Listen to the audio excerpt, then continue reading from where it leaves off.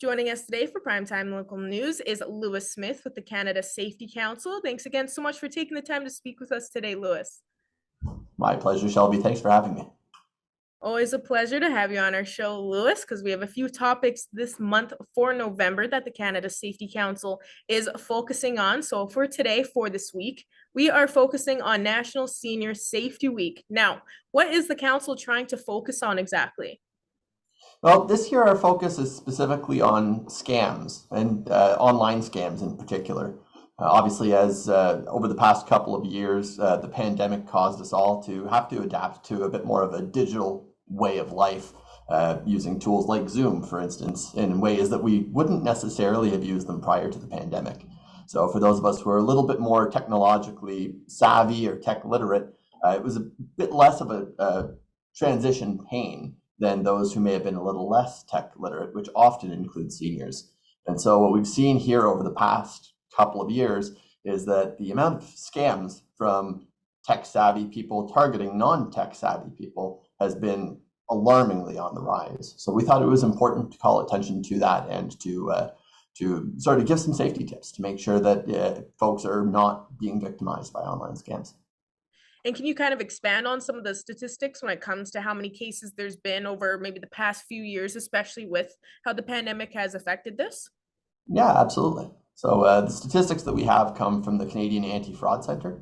And I'll preface this by saying that our 2022 stats only go until July. We don't have the full picture of the year yet. Obviously, the year is not complete yet. But in 2021, there were 379 cases of scams reported to the Canadian Anti-Fraud Centre, 115 victims, and around $1.7 million worth of money stolen. By comparison, 2022 only through to July, not the full year, we've seen 674 cases, 273 victims, and a whole extra $1 million, $2.7 million total. So I think it's not a surprise to see that the numbers are on the rise, but it's certainly a surprise to see how much they're on the rise. And what tips is the council wanting to share with people on how senior residents can avoid these scams?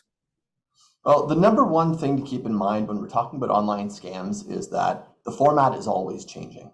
Whether we're talking about phone calls, text messages, emails, scammers are taking every kind of opportunity they can to impersonate, whether it's a public figure or a public official governmental organization.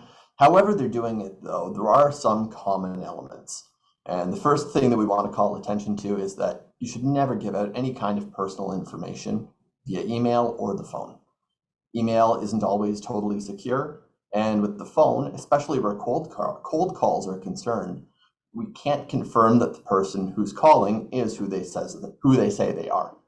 So what we recommend doing in those kinds of circumstances is to inform the person on the other end that you would feel more comfortable hanging up and calling them back, and using a phone number that is publicly available, representing this organization, rather than any number that the person on the other end of the phone might give you.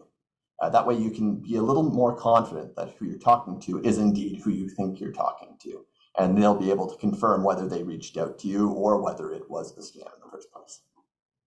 And for more information when it comes to National Senior Safety Week, where can people kind of look online or just wanted to find out more about this and what they want to focus on and help out with for this week?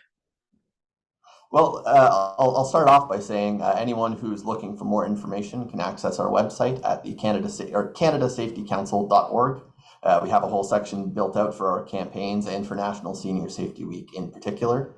And once we stop focusing on how things are being said, and once we start focusing on what is being said, that's where the gaps really start becoming clear, and we start realizing that this may not be everything that appears on the surface. For instance, I don't think any of us know of any government agencies that would accept payment in the form of iTunes gift cards. And yet that's one of the most common forms of scam, and one that catches people off guard far too often. Perfect, Lewis. We'll always appreciate you giving us your time to be able to help give us that reminder out for people out there, especially for topics like this that we can focus on every once in a while and just help out others, especially with senior residents when it comes to these scams, because it is very heartbreaking how many people do get caught in these situations. And we will be speaking again next week when it comes to National Community Safety and Crime Prevention Month. So talk to you then. Thanks so much for joining us.